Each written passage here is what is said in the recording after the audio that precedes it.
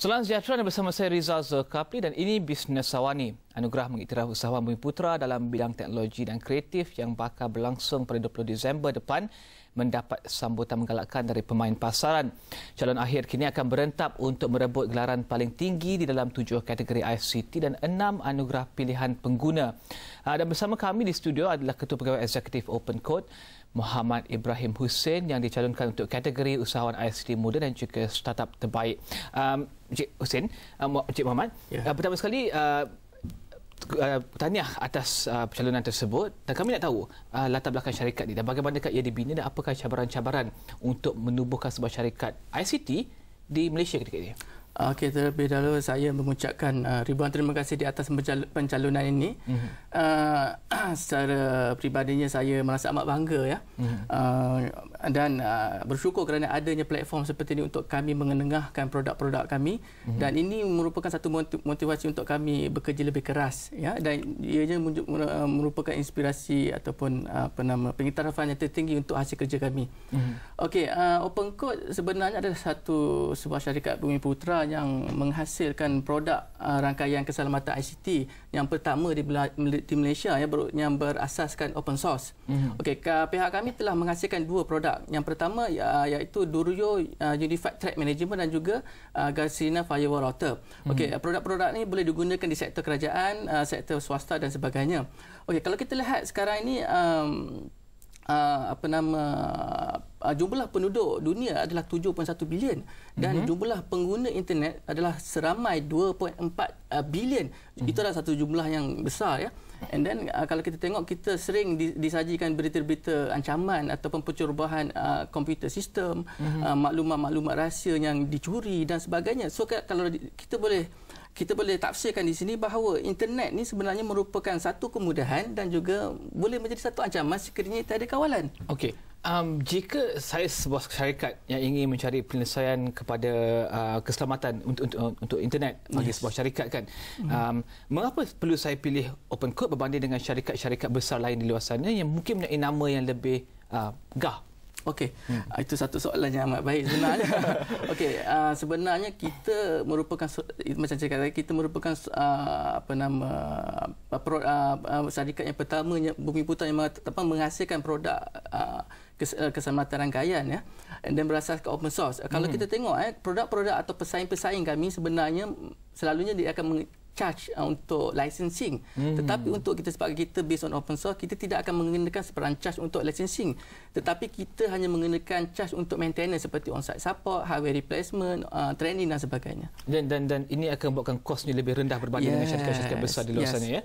Melihat bercakap tentang teknologi, saya rasa teknologi ini perubahannya begitu pantas sekali dan seperti yang dikatakan oleh Encik Ibrahim tadi, jika kita lihat dengan jumlah penduduk dunia yang begitu besar 7.1 bilion dan juga pengguna internet yang besar, tentunya revolusi internet dan juga keselamatan itu perlu ditingkatkan dengan pantas. Dan usaha untuk mengenal pasti masalah dan juga ancaman itu perlu dengan pantas. Jadi bagaimanakah sebagai sebuah syarikat yang usahawan dalam ICT, adakah pelaburan untuk memastikan bahawa teknologi semua itu up to date? Adakah besar pelaburan tersebut? Sebenarnya kalau kita tengok open source community ni sebenarnya terlalu besar sebenarnya. Every product bermula dengan open source. Perisian sumber terbuka sebenarnya. Nak kata besar tu memang kita ada membuat investment yang besar juga daripada segi research and development. And then yang paling penting adalah minat kaki tangan kita untuk kekal mahir dan berada dalam prestasi yang tertinggi untuk untuk lebih pakar dalam sistem keselamatan rangkaian. Melihat kepada jumlah saiz yang ataupun saiz syarikat yang seperti kita borak sebelum kita mulakan perbincangan itu, syarikatnya adalah kecil ya.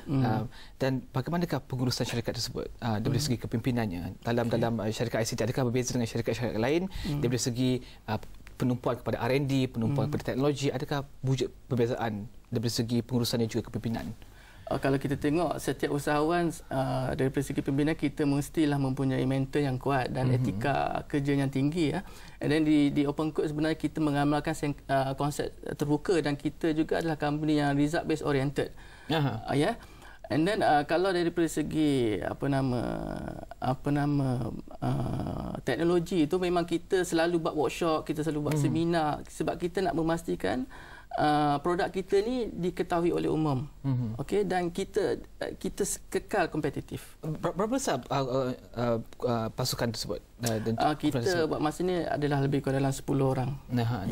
Dan mereka dengan efisien bekerja. Yes. Okay. Sebab setiap kakitan kami sebenarnya kita minat dengan kerja yang kita lakukan. Yang itu yang lebih penting. Seterusnya, nasihat kepada usahawan-usahawan yang ingin berkecimpung dalam bidang teknologi di luar sana. Sebab saya rasa macam ramai yang menjangkakan bahawa kalau kita masuk bahagian teknologi mungkin senang untuk akses kepada mendapatkan kontrak-kontrak dan juga mendapatkan pesanan dan juga jualan.